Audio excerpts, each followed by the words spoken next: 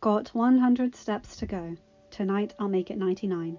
By Rayrae118. Minerva sighed as she sat down at her desk in her office at McGonagall Castle. The last few days since term had ended had been a whirlwind of emotion, not much of it good. At the end of the school year, Voldemort's followers, called Death Eaters, had staged a rather well thought out attack on the light side of the wizarding world. By attacking Diagon Alley, they had drawn out many defenders before they infiltrated Hogwarts. The end goal was to kill Dumbledore. However, thanks to Harry and the DA, they had been thwarted. Yes, things had definitely ended better than they could have, and for that Minerva was grateful. No, what was causing her so much distress now was the conversation she, Sirius and Harry had had shortly after their return home from the train station. She was amazed at how much Harry and his friends had managed to research their Horcrux problem over the last few months. They actually had several ideas on locations and what objects had been used. She was impressed and had told Harry. But what she didn't like was his desire to check out the locations himself. She was his guardian. She was supposed to protect him. But she wasn't, she realised with a start. Even if Harry wasn't about to turn 17. With the soul bond he and Ginny shared, he was already emancipated. Technically, she really had no say, didn't she? Minerva sighed again, giving up the pretense of work, setting down her quill as she leaned back on her seat. Harry's arguments had made a lot of sense, but the guardian side of her was warring with his reason. It was only natural that she wanted him safe, wasn't it? A knock on the door interrupted her musings, and Minerva turned slightly, calling for whomever it was to enter. Harry stuck his head inside the room. "Are you nearly ready to leave?" he asked curiously. "We're supposed to be at the Weasleys for dinner in 10 minutes. Minerva glanced at the clock standing in the corner, startled. Was it that late already? She turned back to Harry and nodded. "You go on ahead," she told him. "I'm going to change, and then I'll meet up with you there." Harry nodded and disappeared from the doorway. Minerva stood up with a near-silent groan and hurried off to her room to put on a more suitable dress before she hurried to the flue to join Harry and the others. Tonight was going to be an interesting dinner. Percy had finally come around and apologised to his parents just a short while ago, and tonight Molly and Arthur had invited Minerva, Harry, Sirius, Amelia and Susan for supper, so that they could speak with Percy themselves. Not all of them had been directly affected by Percy's actions, but Amelia wasn't going to leave her niece out, and beyond that, Susan wanted to be there for her friends. This evening had actually been Percy's idea. Molly had informed Minerva. He had wanted a chance to apologise for his actions. When Minerva arrived at the Burrow, she saw a rather tense gathering waiting for her. Percy was sitting in a corner with Arthur, while Ron, Harry, Ginny, Susan and the twins were in the opposite corner, shooting looks at the third eldest Weasley brother from time to time, but not saying anything. Bill was leaning against the opposite wall to the fireplace, talking with Sirius and Amelia, and Flo was in the kitchen with Molly, helping to prepare the meal. When Minerva arrived, all heads turned to her, most with varying degrees of relief, now that the last person had shown up. As Minerva greeted everyone in the room, Molly bustled in, wiping her hands on her apron. She smiled warmly at the Transfiguration mistress. "Good evening, Minerva. Dinner should be ready in 15 minutes. Would anyone care for a drink?" Minerva accepted the offer, taking the glass of wine the Weasley matriarch presented her. Bill and Arthur already had glasses of their own, and everyone else declined, content to wait for the meal. Percy coughed, garnering looks from the others as he stood up. "Perhaps we could all talk now. Before we eat," he hedged, glancing at his mother. Molly smiled and nodded, noting the decidedly cool atmosphere from the room. Percy had redeemed himself in her eyes, coming home with her husband and twin sons after the fight in Diagon Alley. He had apologised several times and admitted to all his mistakes. Percy had suggested this dinner as a way for him to speak with those he knew he had wronged in the same way, and Molly had wholeheartedly agreed. She wanted her family to be whole again. Percy cleared his throat, looking at Harry and his brothers. Now that the moment had arrived, he felt even more nervous. Steeling himself and gathering his Gryffindor courage, he began to speak. "I want to thank you all for coming here to hear me out," he started, willing his voice not to shake. He had wronged these people, his family, in so many ways, and he was so ashamed of the decisions he had made. "I know I messed up. A lot. But I really want another chance to make things right." Harry pursed his lips, observing his girlfriend's brother. Percy looked serious, and he knew that the older man had already had this discussion with his parents, which had to have gone well for them to be here right now. If Percy hadn't changed and been willing to make amends, Molly and Arthur wouldn't have had him at all over tonight. "You've said a lot of horrible things," Ron commented idly, levelling a not-quite glare at his brother. "I heard you yelling at Dad a couple of years ago. What changed? Why should we believe you?" Percy sighed. "I know this is long overdue," he admitted. "I screwed up. I was just too proud to admit that I was wrong." He looked at Harry again. "You've never given me a reason to doubt you, but believing Fudge was just easier. Not very Gryffindor of me." He shook his head derisively. "I just kept clinging to this insane belief that you were all jealous of me, because I was the smart one, the studious one. I was going to end up in a high-level position at the Ministry. I convinced myself that I was right, and that you were all wrong. But I wasn't. I made a mistake. And then I just kept making it worse by dragging this out. I wish I had come by sooner. I really can't give you any real explanation that makes sense." Harry nodded slowly. "I get it, Percy. I really do. Pride can get people in trouble. But what I can't understand is why you threw everything away you had so willingly. Do you know what I would have given to have a family like yours when I was younger? You had parents that cared for you, brothers and a sister who took you at your most uptight and still loved you. What made you think that money and power was more important than love and family?" Percy grimaced, flinching with every word Harry calmly threw at him. He honestly didn't know, and he knew Harry knew it as well. He shrugged, embarrassed. "I can't tell you what you want to hear, Harry, because I don't know what I was thinking. I know you were all concerned about me, but I just had this idea in my head that you were trying to sabotage my future. I know that's not true, but I twisted everything around in my mind until it just made sense that that's the way it was." Harry tilted his head to the side. "You're an intelligent person, Percy. You wouldn't have become a prefect or head boy if you weren't. You wouldn't have graduated near the top of your class. But that doesn't mean that you're the smartest or the most intelligent. You've got 5 brilliant brothers, a sister who outstrips us all, a father who is highly respected at the Ministry, and a mother whose cooking is legendary amongst witches and wizards." When he spared a glance at the rest of the Weasleys, he saw that all of them were looking at him with varying degrees of amazement or embarrassment on their faces. Molly had tears in her eyes, and Arthur was grinning broadly, his cheeks tomato red. "You have a bright future, Percy," Harry continued. "When you graduated, we all knew you were going to go far at the Ministry. None of us ever doubted it. So why did you doubt us?" Percy knew he couldn't really say anything, so he remained silent. After another moment, Molly sniffed before hurrying forward and grasping Harry in a tight hug. "Thank you, dear," she whispered in his ear, more tears leaking from her eyes. Pulling back, she wiped her eyes with the corner of her apron. "Well," she exclaimed, trying to regain some control, "dinner should be just about ready. So, let's eat, shall we?" Everyone nodded and headed out to the backyard, where the Weasleys had set up a long table for everyone, since there were far too many people to fit in the dining room.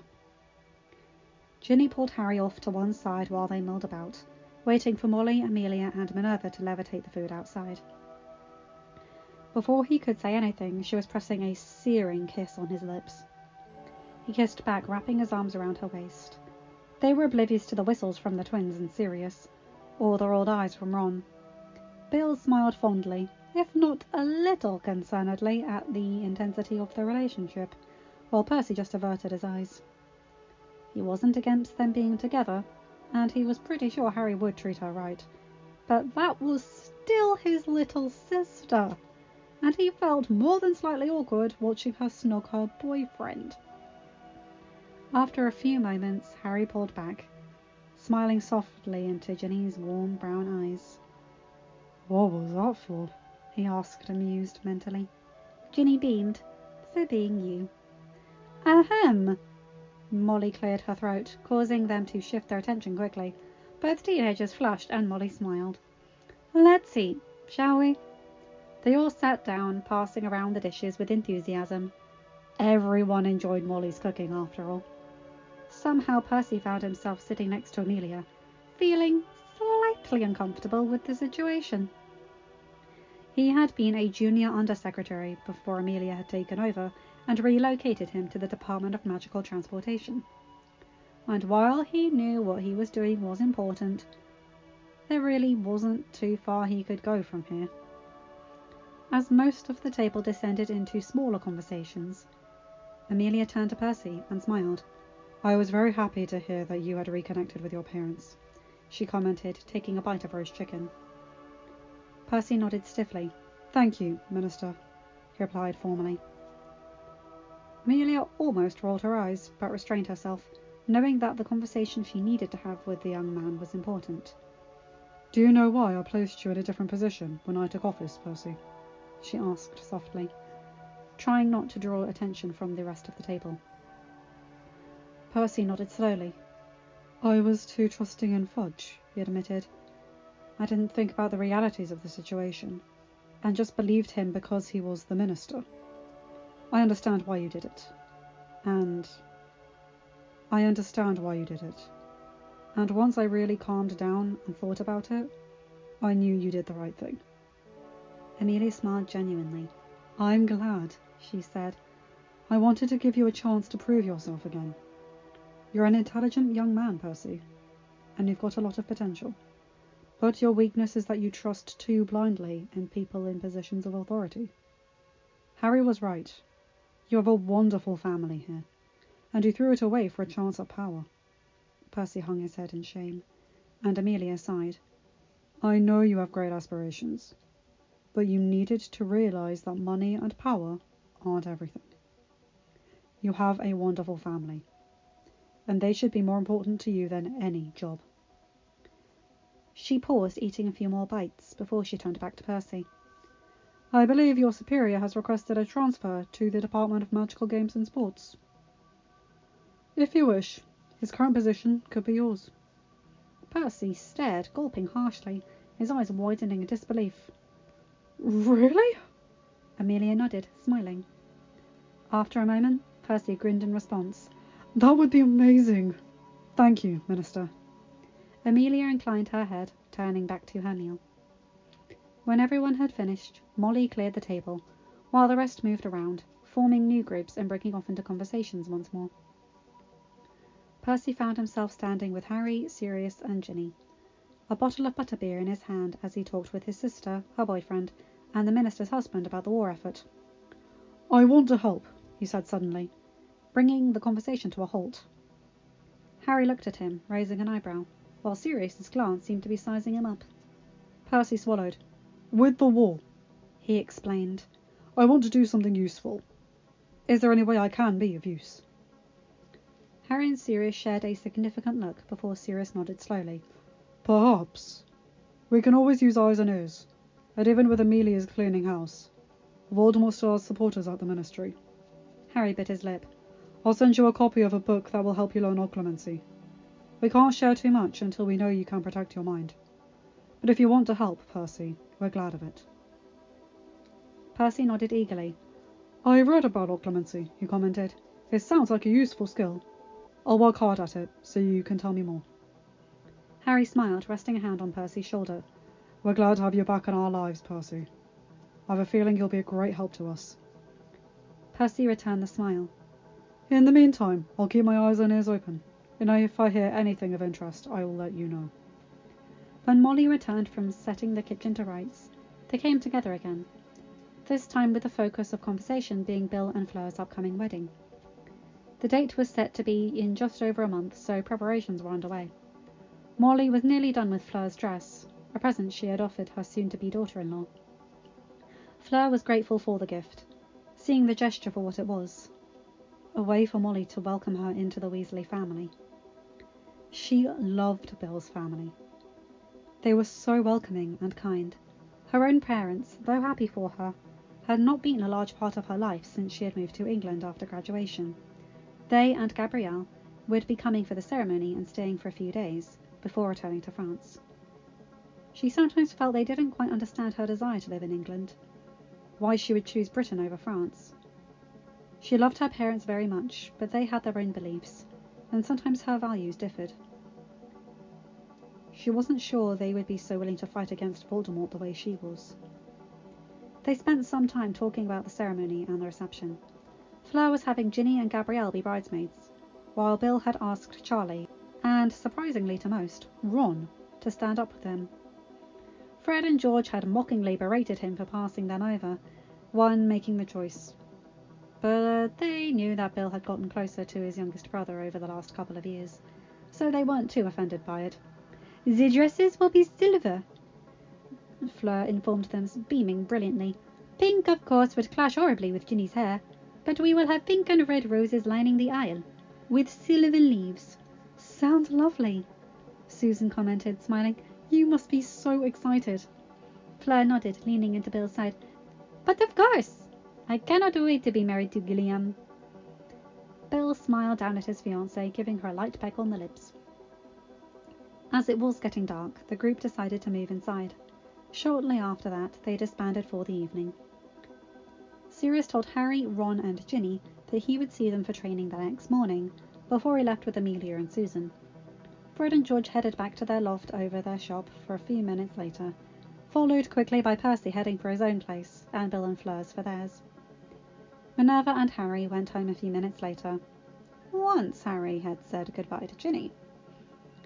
When they were back at McGonagall Castle, Minerva turned to her charge and raised an eyebrow expectantly.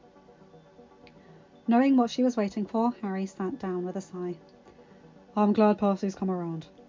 I know how much his absence was hurting Molly and the others. I think he could be a lot of help, and I really think he's serious about wanting to be involved." Minerva nodded, taking a seat as well. "I believe it to be wonderful news as well. Molly has certainly been noticeably happier since Percy apologized." She groaned as she stood up. "Come on, it's getting late. Let's get to bed." Harry smiled slightly as he stood up, heading for his room.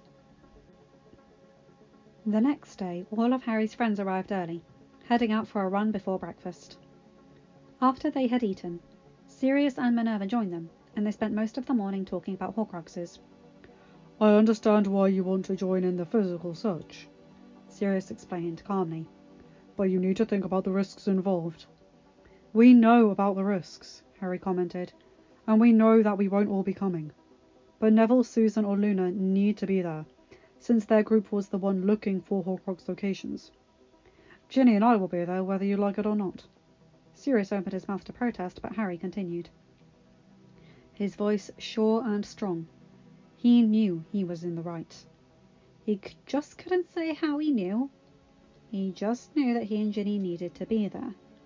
Some things you just didn't fight with. "Sirius, we will be there." He shot a not-quite glare at his godfather, subtly reminding him that technically he and Ginny were adults. Sirius almost growled, but let out a sigh and nodded reluctantly.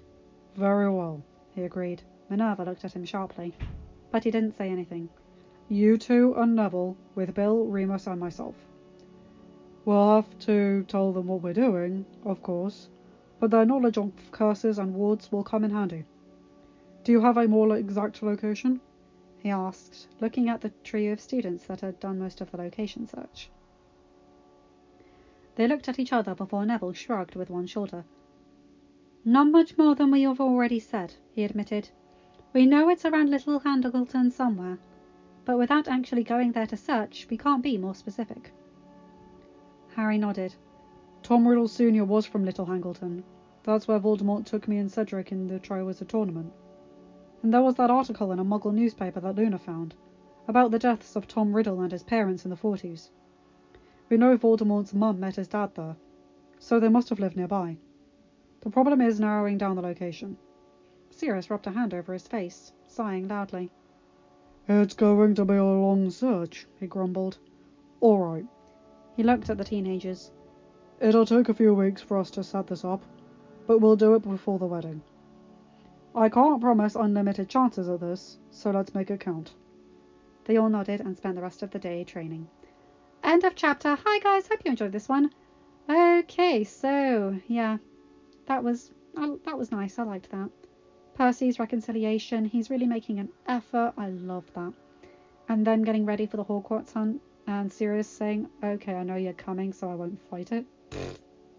Tired dad alert. Anyway, you guys know the drill. Like, comment, and subscribe, and hit that bell to get notified for whenever I upload a new video. Have a good day, night, or whatever time zone you're in. Bye, my guys, gals, and non-binary pals. I'll see you in another video. Take care.